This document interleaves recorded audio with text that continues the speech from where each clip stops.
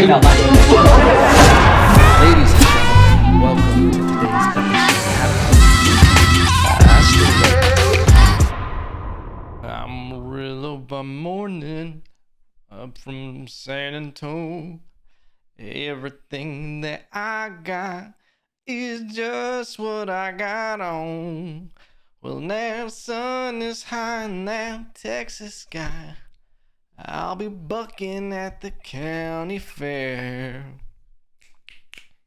Amarillo by morning, and something else. I'll be there. Ladies and gentlemen, welcome. Welcome to Tuesday, okay? It's your boy, Evan Lopez, coming at you with another episode of 7 Minutes in Evan. Don't forget to like, comment, subscribe, review on iTunes, download it on Spotify, watch it on YouTube, tell a friend. Say hello to your mother for me, all right? Amen. Keep it moving, pimpin'. Welcome. Just a Rolodex of catchphrases. That's what they call me. Old Evan Rolodex catchphrase. McGee. Ladies and gentlemen, welcome. You're like, Evan, that was a very Texas-themed episode intro. And I'll tell you why. Because as far as I can tell now, your boy's a Texan. I have to be. Because I'll tell you right now, California wanted no part of your boy. They wanted no part of your boy. Okay, listen. In the last episode, we were going to California. We talked about it. We were excited, you know? And here's the crazy thing. I come from California. And I live in Texas. So, in a very short amount of time, your boy has experienced both. I grew up in California. I know it like the back of my hand. Boom, you know? I live in Texas. I know how things are on the ground. So guess what I can't be swayed from? The media, okay? Black helicopters, okay? The media can't touch me because I know what is what, all right? I get there and I'm excited. I'm excited to do, because I was doing a couple shows and everything, and I'm excited to do Texas, California's jokes, all of this stuff. And first off, let's back up. I land. I'm like, this place is dry. No offense. Listen. California looks a little dry. It's fire season right now. It was amazing to see all the friends, all the family, comedians in Ventura, catching up with buddies. I was all over the place. Okay, listen, I was running out of time and the ability to see people. Your boy was stressed because I was working a job there also.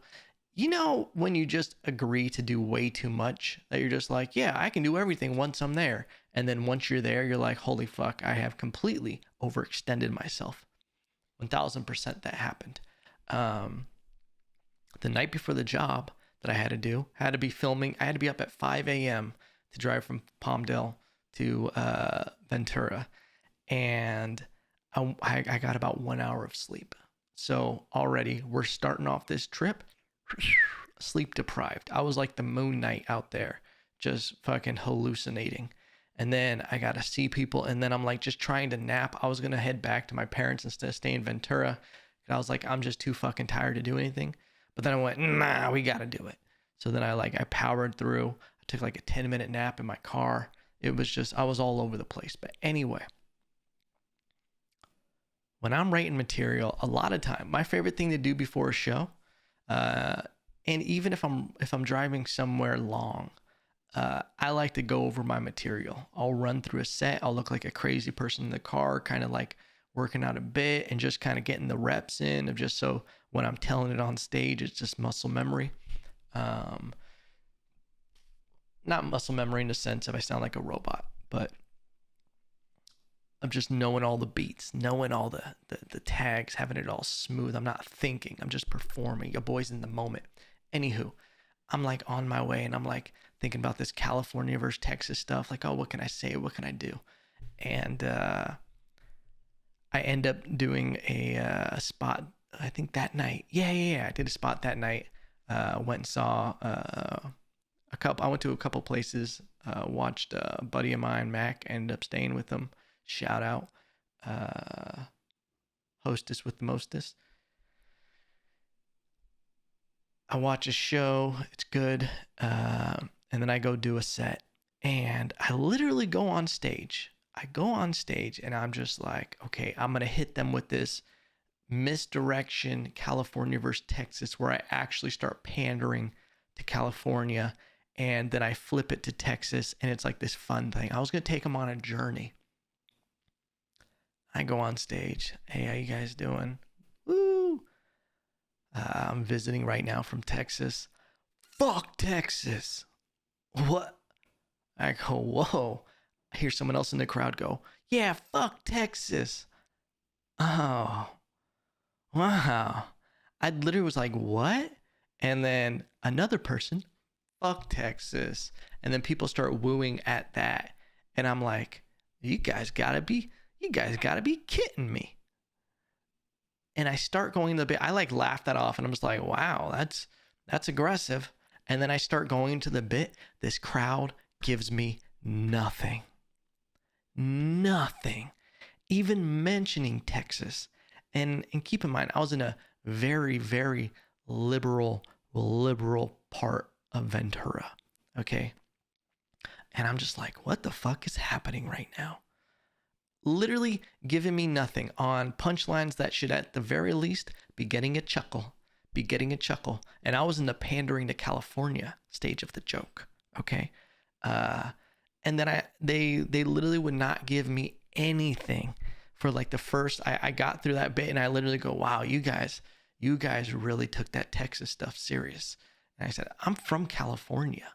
Okay. It's like, ooh, you guys don't like Texas. That's crazy. And then I went to other material, and we got them back by the end. Still a terrible crowd. I hate a crowd that tries to add tags to every joke and get the punchline out. Like, dude, it's not a fucking, I literally had to say, dude, this isn't Wheel of Fortune. This isn't Family Feud. You don't have to yell out the punchline. Okay. Like it was the worst. Like I hate people like that. And then after the set, it was funny.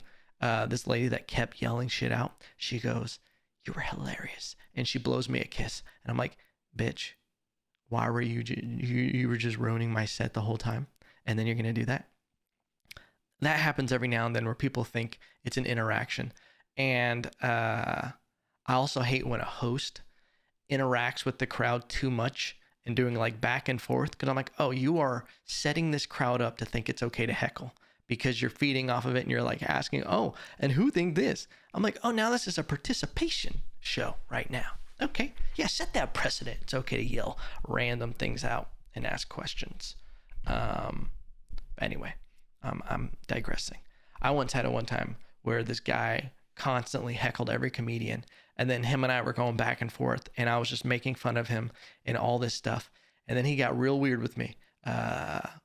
Something about my dick, and then I was like, yeah, blah, blah, blah, blah. And I said a punchline, and then he goes, yeah, but I haven't tasted it yet. And I went, abort mission. This has gone too far. And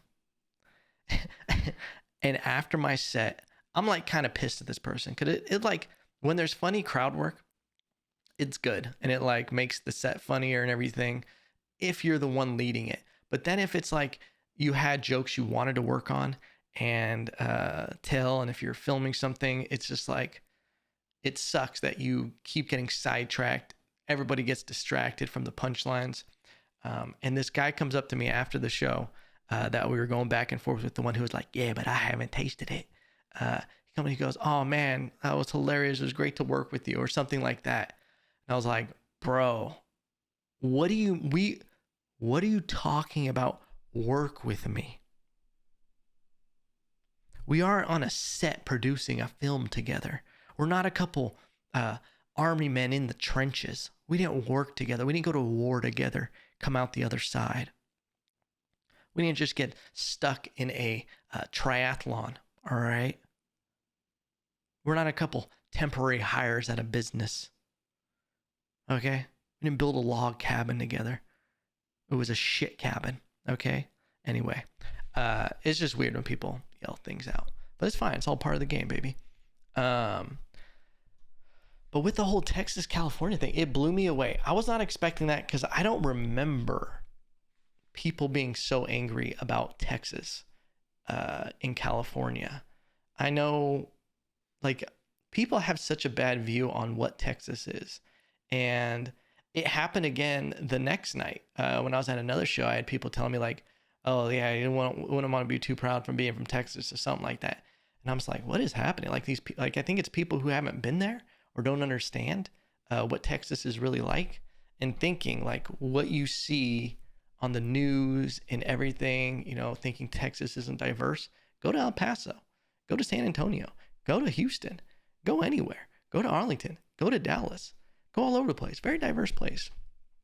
But it's the same flipped. Is Californians aren't the way Texans think they are.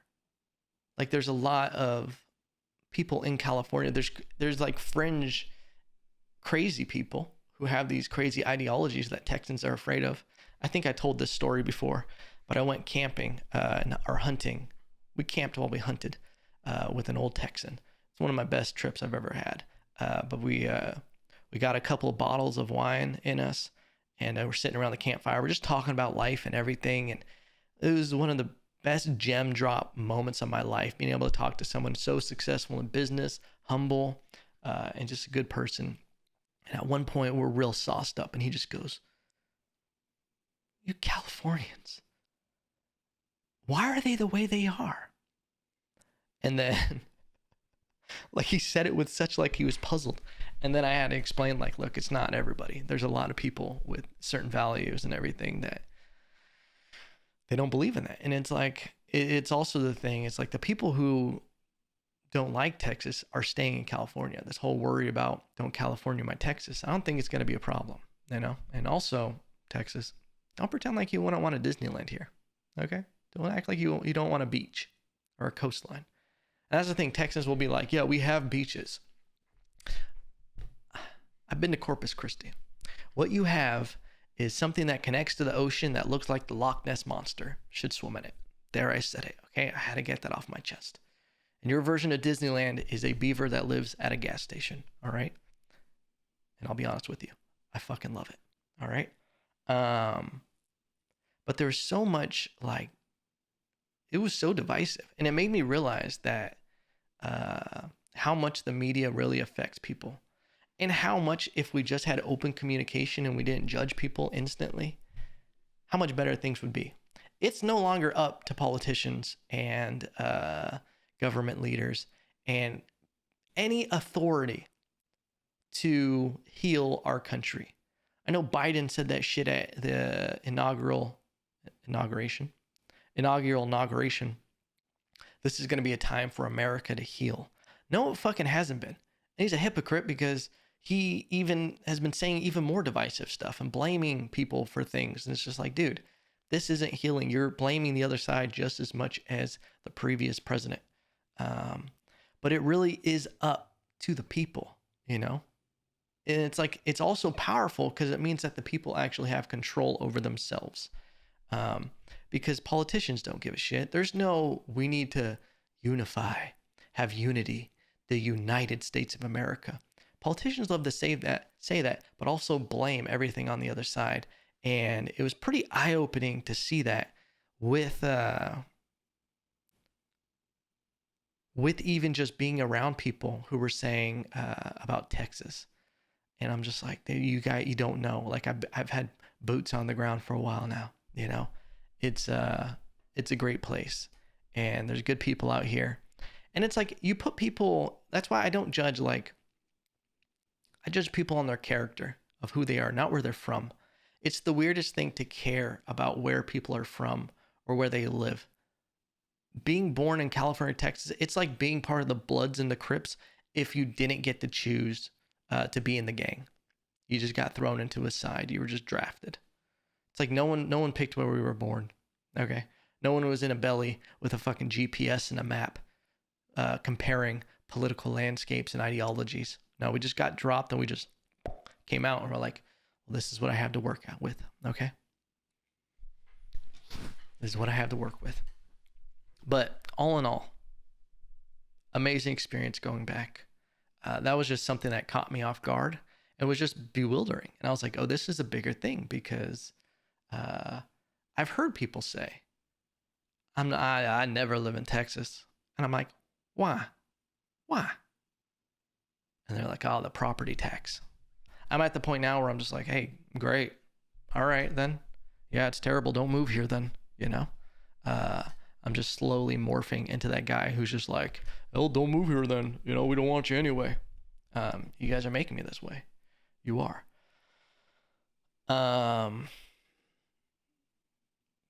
But it is empowering because it makes me realize that it really is up to people to like be good to everyone, no matter where they're from.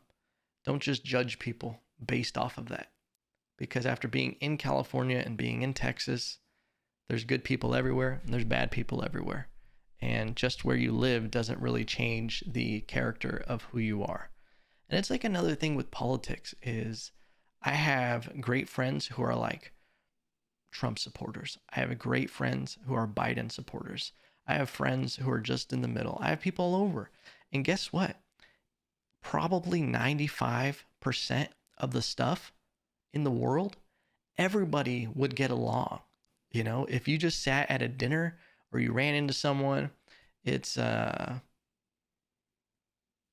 like you guys would align on so many levels of being a good person. Like everybody kind of has the same ideology. They want like a good life. They want to be good to people. They want people to prosper, people to have their own rights. And then there's just these little details that you assume the reason why they're that way. When you say, oh, you support this person. Oh, so you're a racist and blah, blah, blah. And it's like, no, that's like, if you put someone that in that box, they're going to lash out. They're going to react because they're like, no, oh, you're just an ignorant, blah, blah, blah, trying to cancel everyone. It's just like, dude, it's gotten so crazy. And we're probably going to, the world's probably going to end, right? Because if we don't get a hold of that, America's going to, it's just going to go to a level where America's going to start falling and then we're going to fire a nuke off. And then that's going to happen. And then the aliens are going to come down and like finish their study. They're going to be like, that was it. The experiment's over. The hairless ape story has finished. Wow, they didn't even get a smidge as far as the dinosaurs. Okay? Cool. That's why dinosaurs ruled this earth for 300 million years, because they didn't have politicians. The second a T-Rex started wearing a tie, fucking asteroid. They're like, send down the asteroid. They're getting political. And the same thing when humans started doing it, I bet the aliens were like, fucking blast them. The second someone picked up a feather to write something, they were like, what? They're like, you know what? Let's just see how far this will go. Let's just see how crazy this gets. Hey, maybe they'll end the experiment themselves. Can you imagine? Could you imagine? I don't think we talked about this before I left. It happened. Johnny Depp and Amber Heard trial. We have to talk about it, ladies and gentlemen. We have to talk about it. Crazy. It worked out in a perfect way. It worked out Johnny Depp getting his character back. And I don't mean Jack Sparrow. But that must be so satisfying for Johnny Depp to have his name cleansed. To show, hey, I'm not this piece of shit that this person has been saying I am. And that she's also suffering the consequences. I've heard people say that she shouldn't have to pay, that, I think it's still this weird thing where it's like, because she's a girl, people are like, oh no, she shouldn't have to pay all of that and everything. I almost think, and I understand it, that it is more of a moral thing for Johnny Depp to win this. And I know he doesn't care about the money, but it's almost like by giving her real consequences and having to go through this and figure it out, it sets a precedent for the future. Do I want her life to be miserable? Do I want her to really have to struggle the next years and pay all of that? I don't know. I don't think so, because when I look at who she is. She's a miserable person. She's an evil person. But she's that way because she's hurt. Hurt people, hurt people. Bars. Real lies, real lies, real lies. Bars, ladies and gentlemen. Once you take a shit in someone's bed, it's hard to come back from that. It's hard to come back from that. On purpose or accidental. Okay? On purpose or accidental.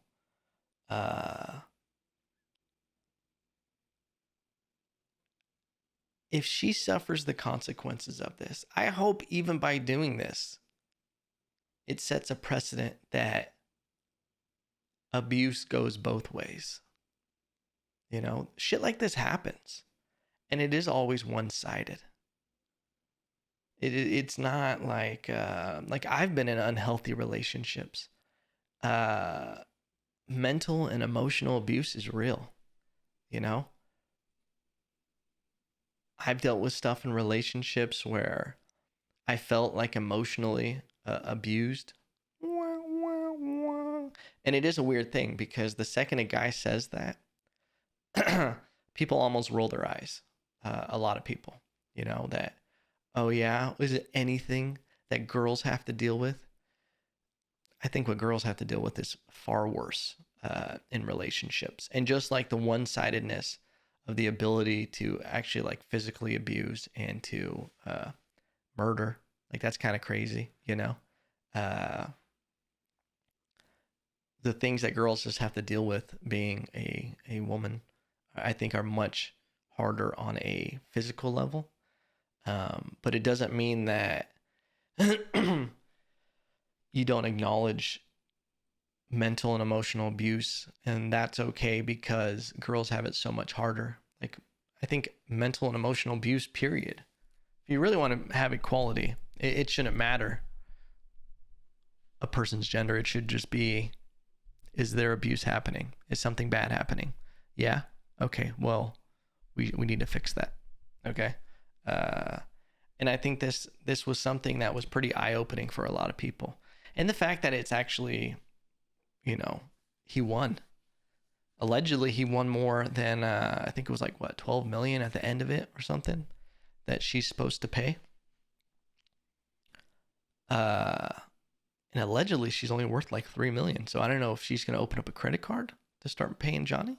But I saw some people saying that she shouldn't pay or have to pay. That like he already won because the public opinion.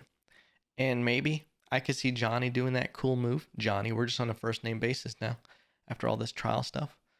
I could see him just being like, I don't want any of her money. She should not suffer any more than she already has. And then he just like puts another ring on his finger and like walks away. That's also the other thing is it's not like I think Johnny Depp's this perfect person.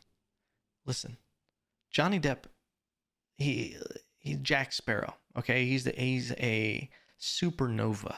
That dude is not going to have a regular life. He's not going to be okay just waking up and having a normal life. He's got to be out there wearing eyeliner, doing jars of cocaine, and just living. And you know what? Let him do his thing. There's plenty of room on this planet. Not everybody has to be cool as a cucumber. And it makes for a great actor, okay? We got to stop pretending that all these crazy people aren't good at what they do, okay?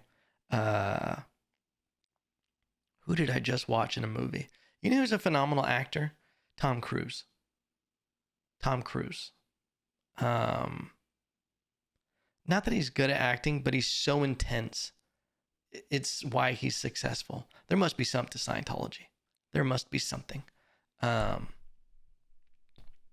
Yeah, ladies and gentlemen, just overall great weekend, great trip, great time in California. Do I want to move back? I've had people ask me that. No, not right now. Am I going to live in Austin forever? Now, I'm not in Austin. I'm about 20, 25 minutes outside of Austin. the perfect distance from that crazy shit.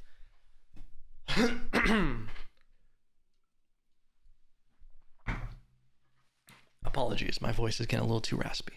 I don't think I could ever live in Austin, if I'm being honest with you. Like, actually in the city? No. It's too extreme. It's a cool city. There's a lot of cool stuff, but I like to be on the outside in a quiet place. And I like to drive into the chaos. I don't like to live in chaos. Okay? There's some cool areas around Austin. I could see myself eventually settling down in New Braunfels. Very cool little area, maybe like 45 minutes outside of Austin. I could see myself settling there. You got the river, and you're just kind of in a good location. I think you're in a great location to go into Austin, to go into San Antonio. You're close to Canyon Lake. You're close to the coast where the Loch Ness Monster lives, where old Nessie curls up. But yeah. And then with California, the thing that sucks with California is it did get corrupt by politicians. And apparently it's like, there's like almost a little bit of Stockholm syndrome with people who live in California, where they think California is the most amazing thing. But I feel like it's not sustainable with how many people are there, with how high house prices are, and just the cost of living. Dude, I was there. Gas was like $6.70 a gallon. How are people able to pay that? How are people able to buy these multi-million-dollar houses that are like little teardowns? I was in Ventura driving through the neighborhood. There's houses that are like 1.4 million, and they're like 3-bedroom houses from the 70s that 1,400 square foot. And then what you find out is a lot of people inherit these houses in Ventura, that there's not a lot of people just coming in and buying because there's no industry there to sustain that much money and the cost of living. It's not like it's San Francisco, which is already going a certain way, but there's no way to sustain that. It's just kind of crazy. Like, there's no tech companies there like San Francisco to be able to afford that. That's what drove those prices up. But it feels like something different with Ventura, because there's no real booming economy in Ventura. You go down Main Street and there's just people fucking selling, there's like doll shops and vacuum repair stores. Like, who's getting their vacuum repaired? Whoever had a vacuum go out on them and then they kicked it and went, gotta take it to the old repair shop. And then you go there and there's some grease monkey underneath the fucking vacuum. Be like, what happened to it this week, Tony? I don't know. The fucking bottom came out. I don't know. It did the whole, I was going over some hard popcorn and it sputtered out on me. Or I'll get it up on the hydraulics and we'll take a look at it. All right, thanks. And then they go over, they hustle you just like mechanics. Dude, mechanics are the worst. Don't even get me started on mechanics. Is there any... It feels like you're dealing with a thief magician when a mechanic starts hustling you. Like, you know, this person's a magician and they're like, hey, let me show you some stuff. But you know they're known to like steal things. So you're watching a magician just slowly steal credit cards. He's like dazzling you with a coin behind your ear. He's like, here, give me a $5 bill. And then he like rips it in half and then puts it back together. And then he's like, okay, now put it in your pocket. And then you go to reach for it and he's like, where's your wallet? And your wallet's gone. That's what a mechanic does to you. Because you go in there for an oil change or be like, hey, something's happening. My brakes are squealing. And then all of a sudden he's like, oh yeah, if you have drove another inch, your car would have exploded. Okay, someone stuffed a nectarine in your fuel tank. And then he's got fucking sticky peach fingers. Okay. Don't ask why they're peach. Okay. We just switched fruit midline. Okay. It was a bad edit. Yeah, ladies and gentlemen, it's good to be back home. Listen, when you're living the life of a rock star, sleeping in a different place every night, getting 1 hour of sleep, followed by the next night getting 3 hours of sleep, you doing shows nightly, you just rocking off with your cock off. What? Huh? Who said that? It's just good to be home, you know? Am I tired as shit on this Monday? Yeah, getting back into the swing of things, but that's what you gotta do, baby. But listen, thank you for listening to this episode. I know we ranted. California, I want you to know I still love you. Okay? I still love you. The people there, great people. Some people. Texas, I love you too. I love you so much. And when I was in the Uber drive home, he says, "You visited or home?" And I said, "I'm home." And he said, "Well, welcome back home, son." And I said, "Thanks, Pa." He said, "What?" He said, "Nothing, just keep driving." Ladies and gentlemen, I will see you next time. And remember, no matter what, I still love you.